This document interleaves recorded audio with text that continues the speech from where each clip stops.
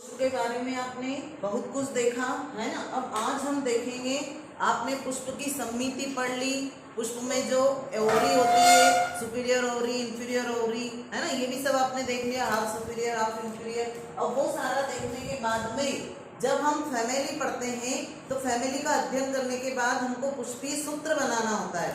पुष्पीय सूत्र बनाने के बाद में पुष्पीय चित्र बनाते हैं। तो आज हम यहाँ बात करेंगे पुष्पीय सूत्र कैसे बनाते हैं, पुष्पीय सूत्र कैसे बनाते हैं और उस सूत्र बनाने के लिए कौन कौन से संकेतों का उपयोग किया जाता है। तो आपने पूरा पुष्प पढ़ा है, हमने कितनी बार आपको पुष्प की वीडियो बताई है, आपने देखी भी होगी, समझाया भी है। तो आप पुष्प के अंगों से परिचित हो गए होंगे कि 4 अंग होते हैं उसमें मुख्य रूप से कैलिक्स, कोरोला, एंड्रोशियम, गाइनोशियम। अब आपको ये देखना है कि पुष्पीय सूत्र के लिए जो संकेत होते हैं वो क्या क्या संकेत है। ये पुष्पीय सूत्र आपके सामने लिखा हुआ है, लेकिन आपको ये पता नहीं कि इसमें बीआर मतलब क्या है, प्रतिशत मतलब क्या।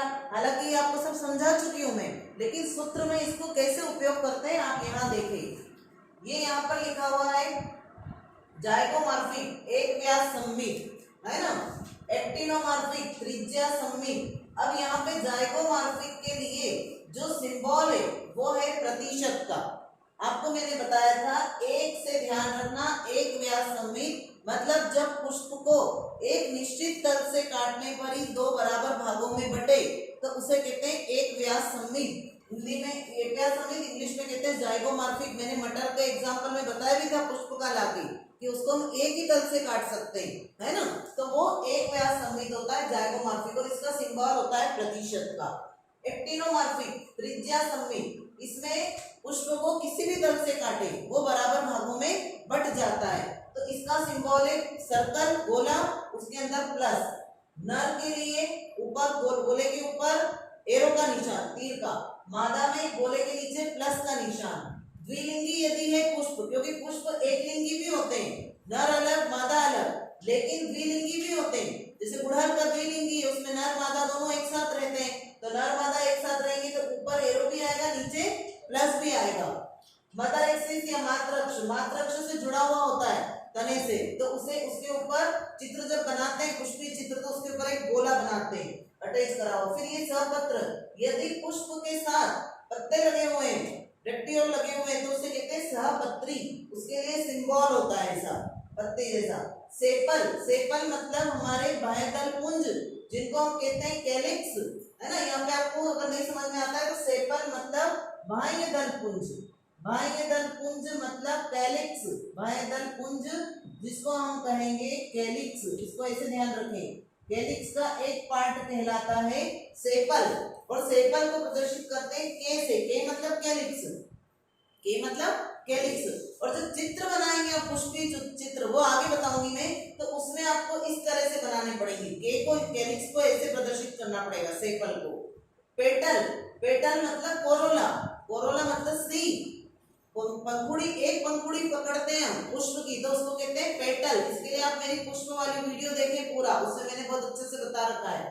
तो पेटल मतलब कोरोला का एक पार्ट, पंखुड़ी, एक पंखुड़ी, तो ये पेटल हो गई। और अब इसमें क्या है, इसको ऐसे बनाएंगे, जैसे इसमें सेपल को ऐसे बनाया थोड़ा सा तिकोना, इसको ऐसे बनाएंगे, है ना, अर्धचंद्राकार, इस तरह से पेटल को बनाना है। अब इसमें भी क्या होता है कि यदि कैलिक्स केवल अलग अलग हो, एक कैलिक्स फिर दूसरा फिर तीसरा चौथा ऐसे मिलके यदि कैलिक्स बना रहे हैं तो उसे केवल के लिखेंगे।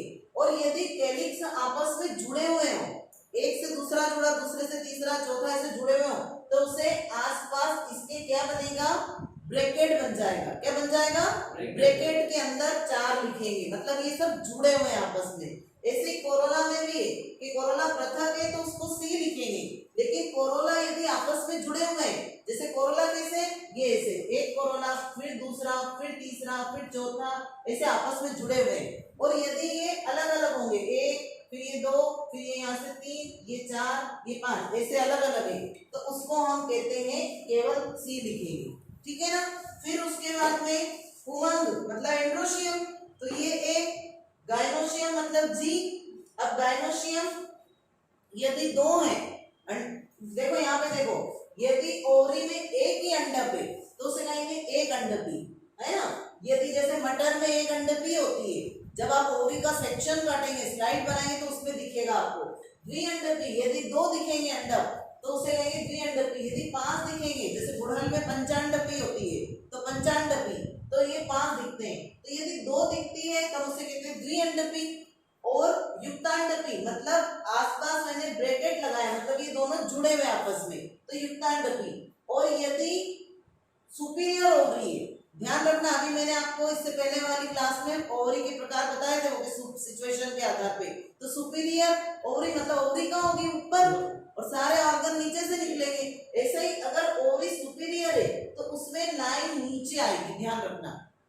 ओवरी सुपीरियर है तो जीभ ऊपर आ जाएगा, मतलब गाइनोशियम ऊपर है, ओवरी ऊपर है और नीचे लाइन है। और उल्टा यदि ओवरी इंफीरियर है तो लाइन कहाँ आएगी, ऊपर आएगी। ये ध्यान रखना सूत्र बनाते समय। अब यहाँ देखो आपने एक मटर का सूत्र है, ये सूत्र जो मैंने बनाया है ये यहाँ पे मटर के पुष्प का सूत्र, ये एग्जाम के लिए बहुत इंपॉर्टेंट है। मटर का पुष्पीय सूत्र है, जो सरसों का, मटर का, धतूरे का, इनके सूत्र पूछे जाते हैं, प्याज का, है ना। तो मटर फेबेसी फैमिली में आता है, इसमें आता है फेबेसी। तो इसमें देखिए अब इसका पुष्पीय सूत्र में सबसे पहले मटर का जो पुष्प होता है वो गैक्टियोल होता है, सहपत्री होता है, साथ में उसके पत्ते लगे हुए होते हैं। दूसरा जाइगोमॉर्फिक होता है, मतलब एक व्यास सममित, एक निश्चित तल से काटने पर ही 2 बराबर भागों में बंटता है, तो एक व्यास सममित। उभयलिंगी होता है, नर और मादा जन्नांग एक ही पुष्प में पाए जाते हैं। कैलिक्स उसमें 5 होते हैं और सब आपस में जुड़े हुए होते हैं कैलिक्स उसके।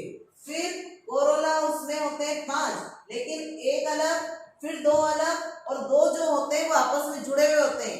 आपको मैंने इससे पहले वाली क्लास में वीडियोस में बता रखा है ना, पुष्प दल विन्यास में बताया हुआ है मटर का पुष्प। तो उसमें आप देखिए कि इसमें जो है ये एक अलग होता है, 2 अलग होते हैं और 2 आपस में जुड़े हुए होते हैं। तो ऐसे लिखना पड़ेगा हमको, जुड़े हुए हैं तो आसपास ब्रैकेट। एंड्रोशियम इसमें 10 होते हैं, जो पुंकेसर होते हैं इनको कहते हैं एंड्रोशियम।